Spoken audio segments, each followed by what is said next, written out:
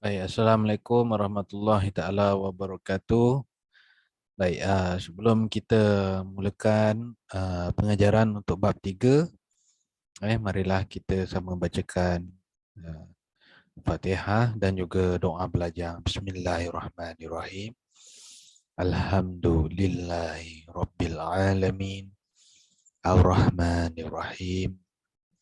Maliki yaumiddin. Iyyaka na'budu wa iyyaka nasta'in. اهدنا الصراط المستقيم صراط الذين أنعمت عليهم غير المغضوب عليهم ولا الضالين. بسم الله الرحمن الرحيم. اللهم افتح علينا حكمتك وانشر علينا من خزائن رحمتك يا أرحم الراحمين. Baik, murid-murid. Baik, kita hari ini saya gunakan buku teks. Jadi kamu boleh lihat buku teks bab 3, iaitu konsep mol, formula dan persamaan kimia. Kata kunci dia formula kimia. Kita akan berkenalan dengan istilah baru yang dinamakan isi padu molar. Kita akan berkenalan dengan jisim atom relatif, jisim formula relatif, jisim molar, jisim molekul relatif, dan juga bilangan mol dan persamaan kimia di dalam bab ini. Baik. Apa yang akan anda pelajari ialah yang pertama sekali kita akan membincangkan tentang jisim atom relatif dan jisim molekul relatif untuk dalam video ni iaitu pengajaran 3.1 lah. Baik, sedikit mukadimah. Sate ialah makanan kegemaran kebanyakan masyarakat Malaysia. Sate diperbuat daripada kepingan daging berempah yang dicucuk pada lidi kelapa atau buluh dan dibakar di atas bara api arang kayu. Tahukah anda bahawa pembakaran arang kayu merupakan satu tindak balas kimia? Tindak balas ini boleh diwakili oleh persamaan kimia yang berikut. Karbon. Karbon ni awak punya arang lah. Yang awak beli tu. Yang awak beli tu, arang tu sebenarnya adalah unsur arang itu ialah karbon. P itu maksudnya karbon itu dalam bentuk pepejal. Dibakar tambah. Dibakar maksudnya pembakaran memerlukan gas oksigen. Dia bukan tambah api. Persamaan kimia bukan macam tu. Dia tambah gas oksigen. Ini gas oksigen, O2. G ini maksudnya gas oksigen dalam bentuk gas menghasilkan karbon dioksida. Gas karbon dioksida. Simbol C dalam persamaan kimia merupakan formula kimia bagi unsur karbon di dalam arang kayu. Cakap tadilah, arang kayu itu sebenarnya dia mengandungi karbon. Jadi dia punya formula dia adalah C. Simbol dia. Baik. Bagaimanakah cara menulis formula suatu bahan kimia? Apakah maklumat yang terkandung dalam persamaan kimia? Bagaimanakah cara menyukat kuantiti suatu bahan kimia? Baik. Jadi untuk 3.1, insyaAllah pada dalam video ni kita akan membincangkan lanjut berkenaan dengan jisim atom relatif. Kalau di dalam bab 2 kita ada membincangkan tentang nombor nukleon. Kita ada membincangkan mengenai nombor nukleon. Ataupun sebenarnya saya dah sebut dah, nombor nukleon itu merupakan jisim sesuatu atom. Sebenarnya jisim atom relatif ini sebenarnya ialah nombor nukleon. Cuma nama dia je lah yang lain. Kan? Sebelum ni kita belajar atom itu dia ada proton, dia ada neutron, dia ada elektron. Kemudian proton tambah neutron itu merupakan nukleon, kan? Dan setiap subatom tu ada GSIM. Ada tentulah nukleon itu ada GSIM. Sebenarnya nukleon itulah GSIM atom relatif. Dan GSIM molekul relatif. Okey, kita lihat pernahkah anda cuba mengira bilangan butiran beras dalam sungai beras? Butiran beras tidak dapat dikira kerana saiznya yang amat kecil. Ahli kimia juga menghadapi masalah serupa, saiz atom yang amat kecil menyulitkan menyulitkan penentuan bilangan dan GSIM satu atom. Bagaimanakah mengatasi masalah ini? Okey, di akhir pembelajaran ini yang pertama, murid dapat membina konsep GSIM atom relatif dan GSIM molekul relatif berdasarkan skala karbon 12 dan menghitung GSIM molekul relatif dan GSIM formula relatif. Dua perkara ni saya harap akhir pembelajaran ni kita dapat capai. Baik, apa dia GSIM atom relatif? Okey, sebelum kita nak berkenalan dia, kita cerita dulu. Ahli kimia menggunakan konsep GSIM atom relatif dengan membandingkan GSIM atom sesuatu unsur dengan GSIM atau unsur lain yang dipilih sebagai PAY. Oleh itu, GSIM sebenar suatu atom tidak perlu diketahui. Pada awalnya, atom hidrogen dijadikan sebagai atom PAY kerana atom hidrogen adalah paling ringan. GSIM atom semua unsur lain dibandingkan dengan atom hidrogen. Misalnya, satu atom karbon adalah seberat 12 atom hidrogen. Ini permulaan saintis pakai benda ni lah. Oleh itu, GSIM atom relatif karbon ialah 12. Okey, saya ringkaskan. Zaman dulu, saintis dia nak tentukan GSIM sesuatu unsur apa saja, unsur magnesium ke, unsur ferrum ke, unsur aluminium ke, ferrum ke, magnesium ke, unsur kalsium ke, banyak unsur. Dia nak tentukan setiap GSIM atom ni, satu atom okey, satu atom aluminium berapa GSIM dia? Satu atom kalsium berapa GSIM dia? Orang dulu-dulu dia guna kaedah dia membandingkan dengan atom hidrogen. Kan? Contohnya dia buat okey, macam ni lah. Ni.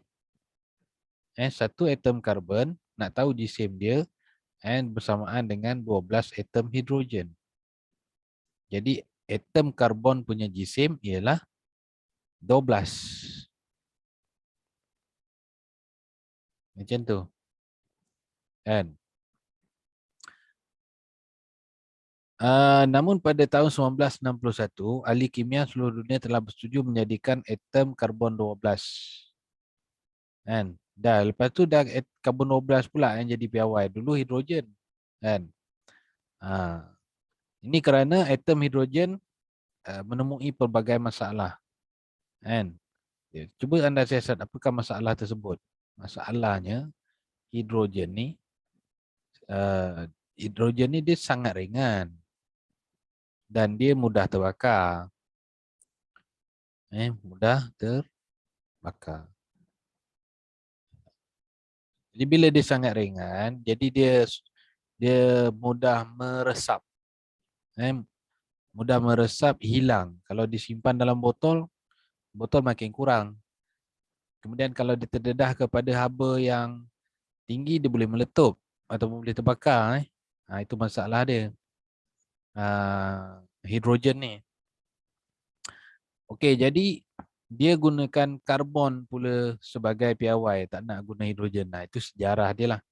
So sampailah hari ini dia akhirnya dia menggunakan konsep inilah, di mana GSIM atom apa saja unsur nak tentukan dia, ambil dia punya GSIM purata dia, bahagikan dengan 1/12 darab GSIM satu atom karbon 12. Sebenarnya saya pun tak faham apa dia cuba buat lah. Sebenarnya 1/12 darab GSIM satu atom, dia akan jadi macam ni.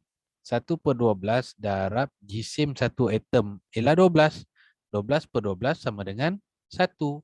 Sebenarnya dia ni per 1 je. Kan? Tapi tak tahulah.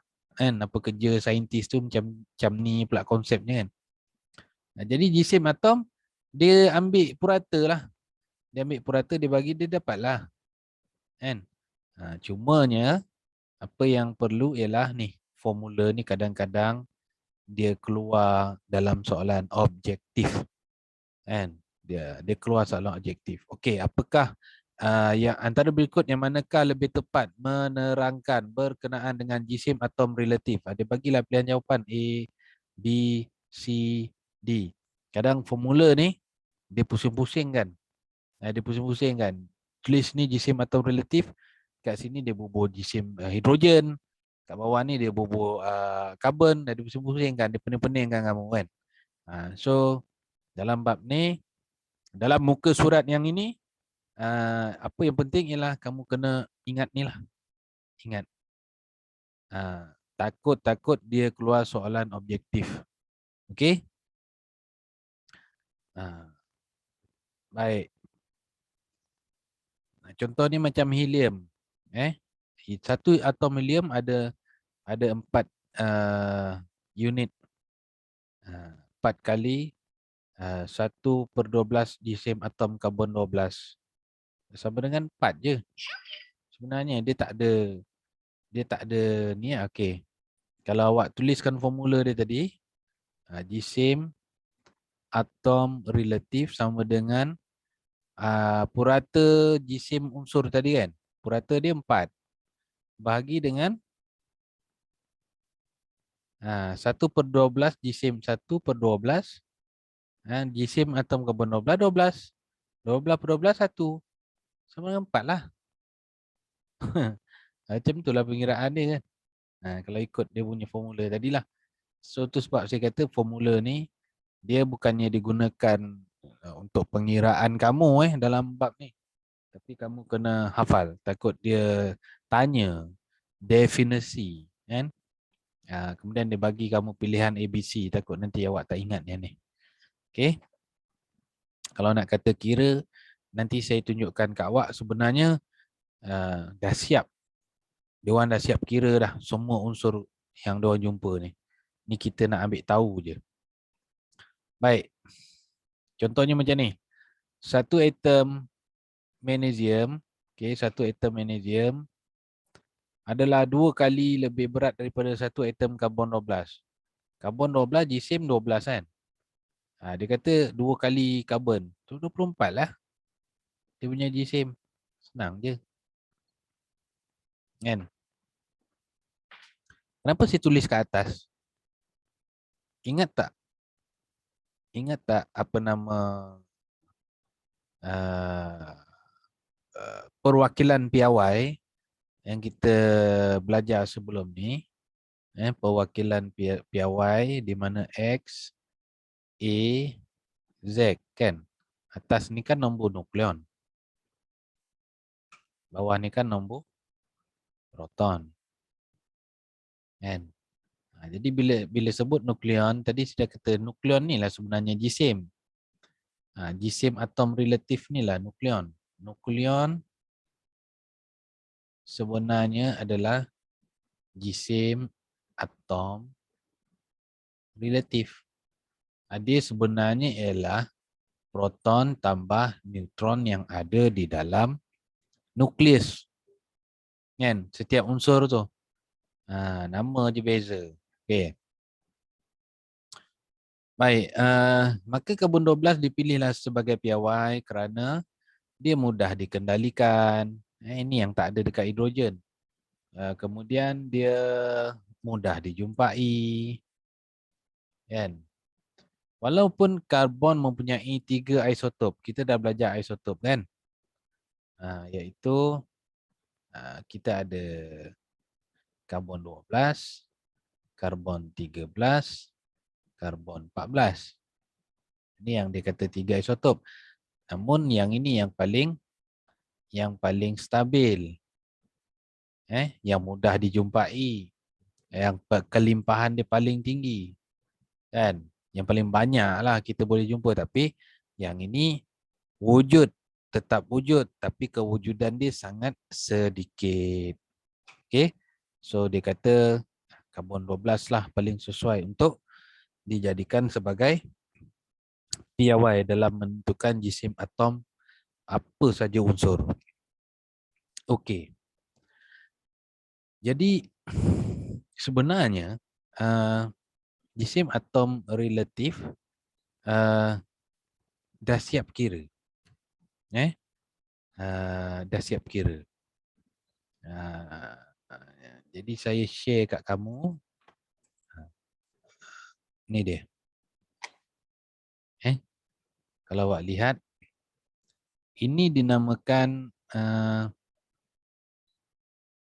jadual berkala unsur. Semua unsur-unsur kimia yang telah dijumpai oleh saintis disusun di dalam satu jadual dalam bentuk simbol-simbol macam H ni hidrogen, He ni helium, lithium, beryllium, boron, karbon, nitrogen, oksigen. Dan setiap unsur-unsur ni semua dia dah siap letak dia punya jisim. So awak tak perlu nak risau berkenaan dengan dia punya jisim. Okey. Cuma beza dia, awak jangan keliru pula. Apa nama di dalam jadual berkala, dia meletakkan jisim di bawah. Dia berbeza dengan perwakilan piawai. Kalau perwakilan piawai, boleh conteng tak? Perwakilan piawai macam X, tak boleh conteng.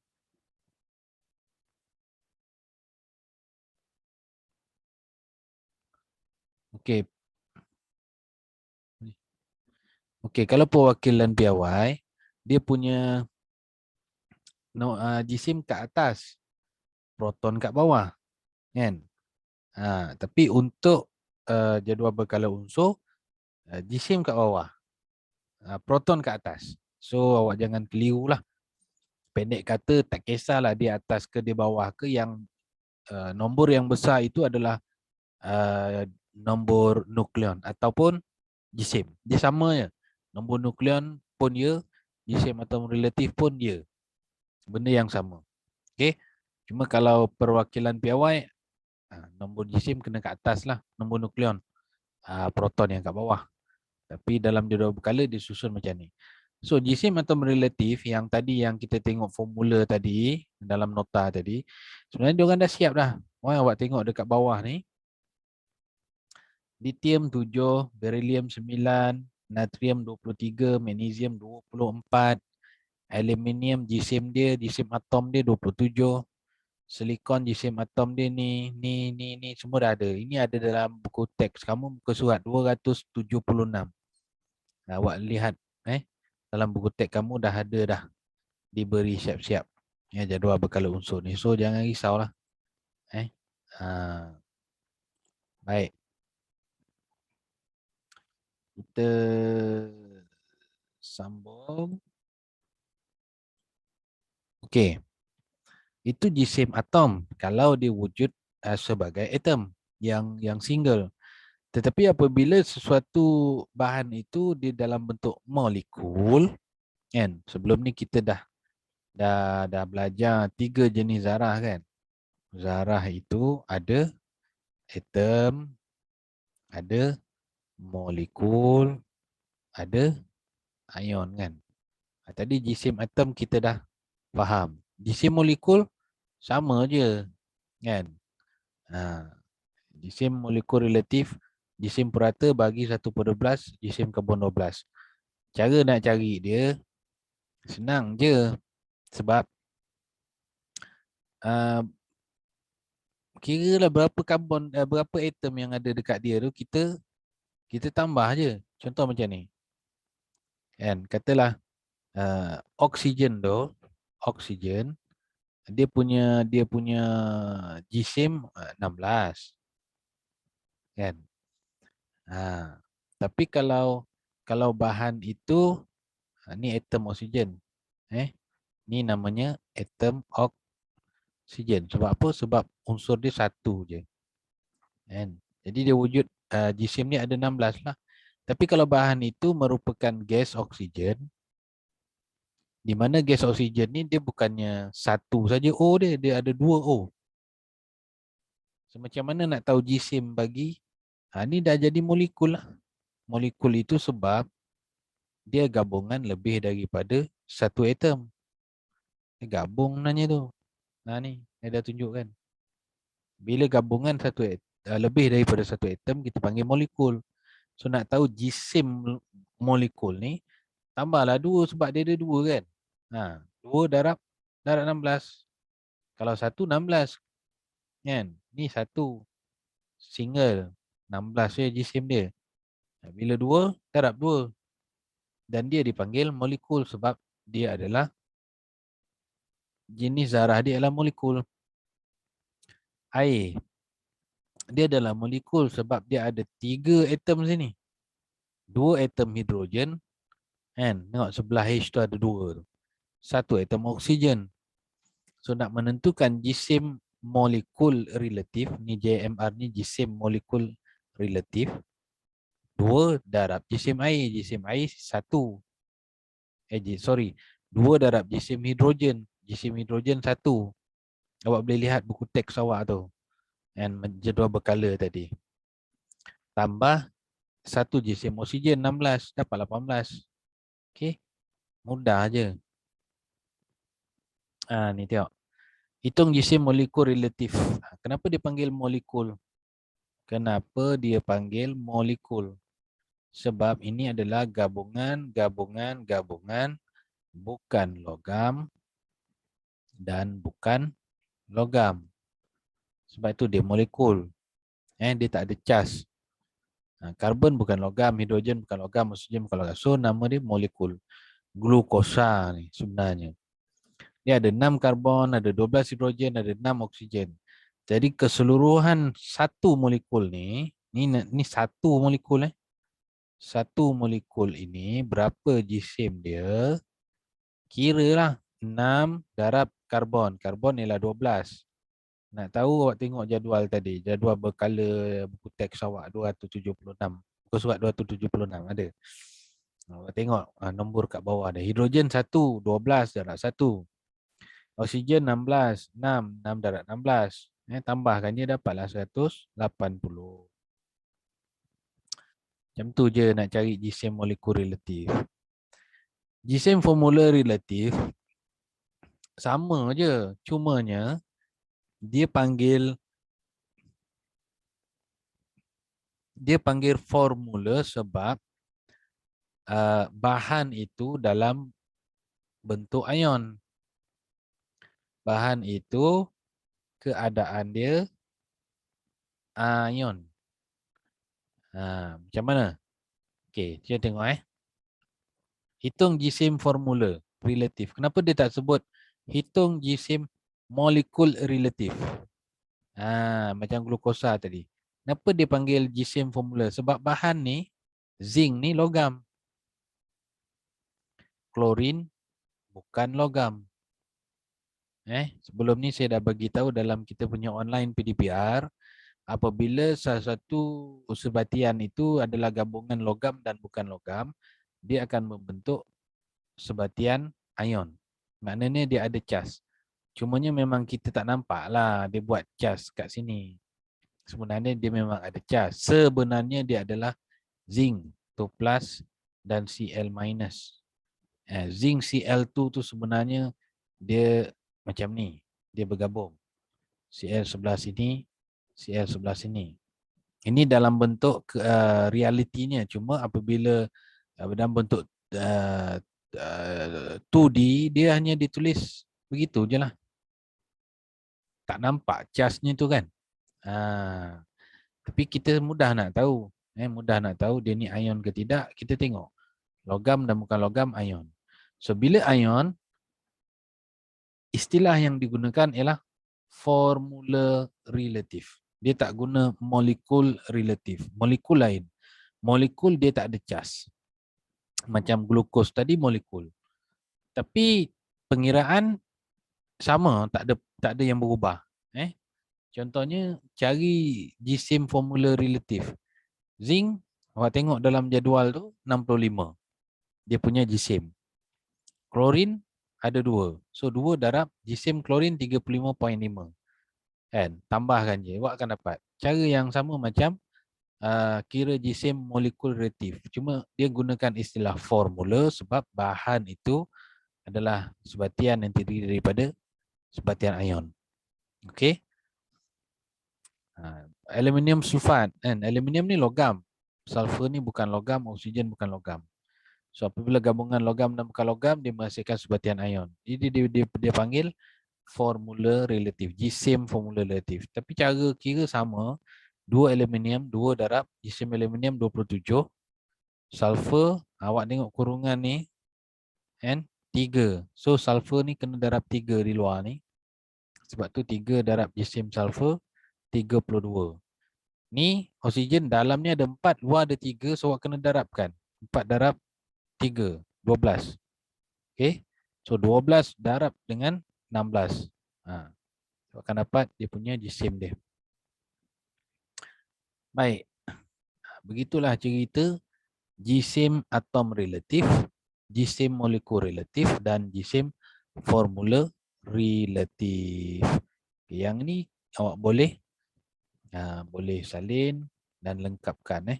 So tentukan jisim molekul relatif dan jisim formula relatif. Okey. Kat ini saya nak terangkan kamu ni JFR ke JMR. Kan? Kalau JMR jisim molekul. Buat tengok hidrogen. Hidrogen bergabung dengan hidrogen, hidrogen dua-dua bukan logam. So dia adalah molekul. So JMR. Kita panggil dia JMR. Ni oksigen, oksigen, oksigen. 3 oksigen. Semuanya bukan logam. Jadi dia membentuk molekul. Yang ni karbon dan oksigen. Karbon pun bukan logam, oksigen pun bukan logam dan ini adalah molekul. Jadi bila awak nak kira, awak akan buat macam ni lah untuk soalan nombor 1. Untuk hidrogen, JMR sama dengan 2 darab 1 sama dengan 2. Macam itulah. Dan soalan nombor 2 untuk lapisan ozon. Ini bukan gas oksigen itu ozon tu. JMR sama dengan 3 darab 16 48 macam tu. Kan? Okey, ni pun molekul, jisim molekul relatif. Yang ini pun jisim molekul relatif. Kerana apa? Ni nitrogen. Nitrogen bukan logam.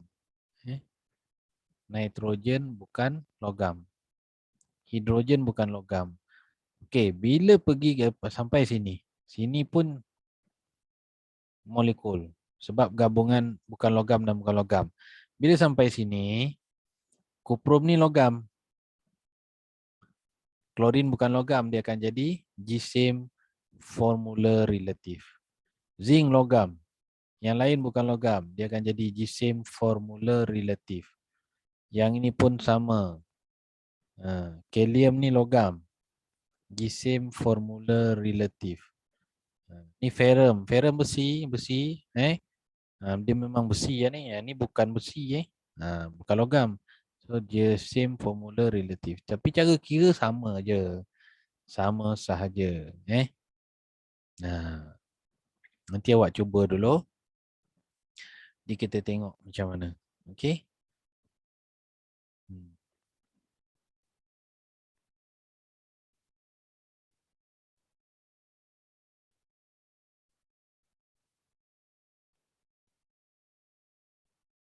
Baik, jadi awak boleh buat nota dalam, saya nak nota panjang nota panjang 1, Buku nota untuk amali 1.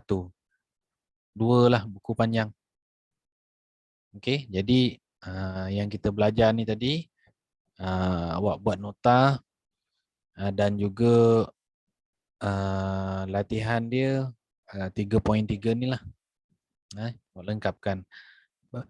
Baik, video ni sampai sini saja. Nanti kita akan sambung ke video pengajaran yang lain lah. Okey, sekian. Terima kasih.